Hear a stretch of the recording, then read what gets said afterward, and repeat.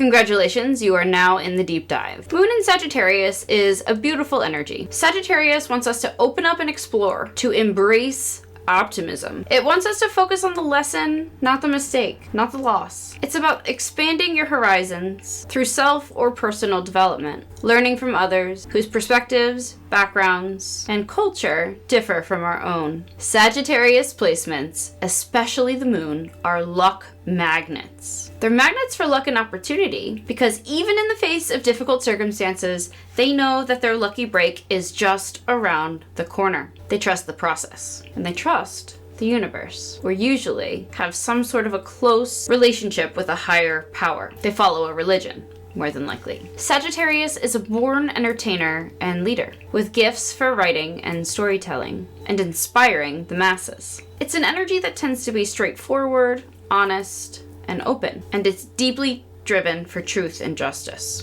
Mutable energies are wonderful because they're highly adaptable. However, a downside to this is that it can lack staying power. Look at Generation Z, for example, who have their Pluto in the sign of Sagittarius, born between 1995-1996 and 2008. In shadow, Sagittarius energy needs to watch for rebelling against growing up, something I call Peter Pan syndrome. In shadow, they can view adulthood as an infringement upon one's freedom, which can manifest as commitment issues and a tendency to settle down later in life. Sagittarius rules the hips and the thighs. The glyph of the arrow is said to depict that part of the leg. And Sagittarius can struggle with overindulging. So watch for problems or flare-ups involving the hip and with one's blood sugar or weight. The Sabian symbolism for this full moon rounds up to 3 degrees Sagittarius, 2 men playing chess.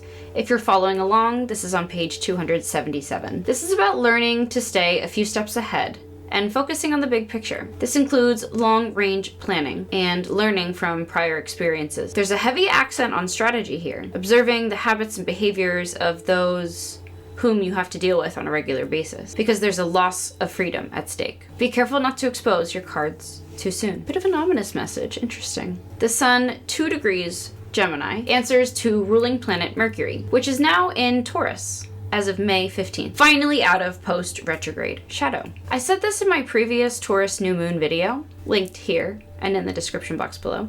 But that was one heck of a Mercury retrograde. It really began months ago when Mercury first entered its sign of debilitation or weakness, Pisces, where it struggles to think clearly and it falls for both illusion and delusion. After Mercury left Pisces, it entered the sign of Aries, where it almost immediately went into pre-retrograde shadow, and then went retrograde. We've been dealing with the aftermath of retrograde and post-retrograde shadow ever since. So we really didn't see this energy start to lift until mid-May, May 15th, 2024, when Mercury entered Taurus. Now that Mercury is in the sign of Taurus, Mercury ruling our logical minds, our communication patterns, the way that we speak, the way that we think, and even our voices. Now that Mercury is in the sign of Taurus, it can slow down. It's able to ground. It's focused on its finances, its businesses, and its relationships. It's working on things like long-term strategy and ideation, especially when it comes to making decisions, laying the groundwork, or collaborating with peers. Because it's coinciding with the Jupiter-Uranus conjunction, after both Uranus and Jupiter went through Cazimis, so now both are empowered in Taurus, fully reborn. We're laying the groundwork or foundation for a more sustainable future for the next 14 years, specifically in Taurus areas and wherever Taurus falls within your chart. Mercury in Taurus also tends to bring beauty to the voice, so if you enjoy singing, this is highly favorable. The Sun, 2 degrees Gemini, is conjunct both Jupiter and Venus, aligned at 29 degrees of Taurus. Jupiter is the ruling planet of the Sagittarius Full Moon, and Venus is its depositor, its ruler, when Jupiter's in the sign of Taurus. And Jupiter is now ending its 1-year sojourn through Taurus, this 29th critical anoretic degree carrying the energy of Pluto and Scorpio of deep personal transformation. Jupiter has undergone a year-long journey and, alongside Venus, has transformed on some deep level its values and the things that it finds most important in life. And after having received some curveballs from the universe with all the activity with Uranus in the weeks prior, in the aftermath, we're able to apply this Sagittarius positive outlook on life to navigate through maybe their difficult circumstances, but we're able to find the hidden seed of opportunity within every setback. A few hours after the Sagittarius full moon, Venus exits 29 degrees Taurus and enters 0 degrees Gemini, inviting Jupiter to follow suit 2 days later on May 25th.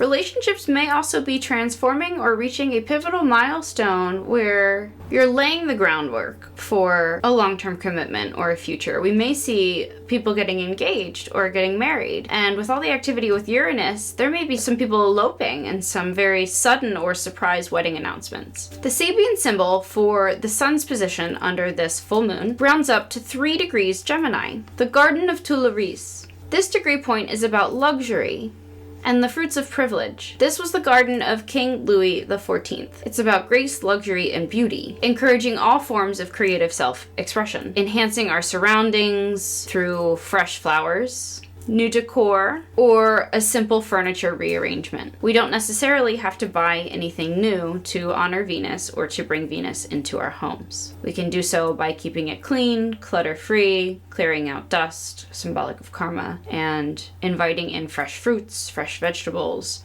things we might be growing in our gardens, and fresh flowers. 29 degrees, that critical anoretic degree point, can also bring a crisis. In this position, in such close proximity to the sun, both Venus and Jupiter are said to be combust. In the case of Venus hasn't quite reached its cazimi with the sun. That'll come up in early June. So this is still favorable for Venus, at least until Venus comes really any closer to the sun. 3 degrees is pretty close for this full moon. Any closer to that, I would consider it to be combust. And exact, it's definitely combust. It's totally burnout. The best way to explain this is that the needs of Venus, so the needs for peace, the needs for stability, the needs for resources, are going to feel burnt out by the needs of the sun. The sun represents the ego, the self, so burnout by the needs of the self. Perhaps people are going to be spending a lot of money, so watch for the overindulging. In the case of Jupiter already had its cazimi with the sun on Saturday, May 18th. Very lucky day. So Jupiter has had a little bit of time to recover from its exact conjunction, and the sun has progressed 3 degrees away from Jupiter following that conjunction, meaning that Jupiter is now reborn and we're able to tap into those benefits under this full moon. Things that we've been working on for the past 6 months are coming into fruition. Some will be undergoing a financial change. There's an opportunity here to step back and show what we've built. And even better, the next step now is to pass that knowledge down and teach others. Sagittarius and Jupiter.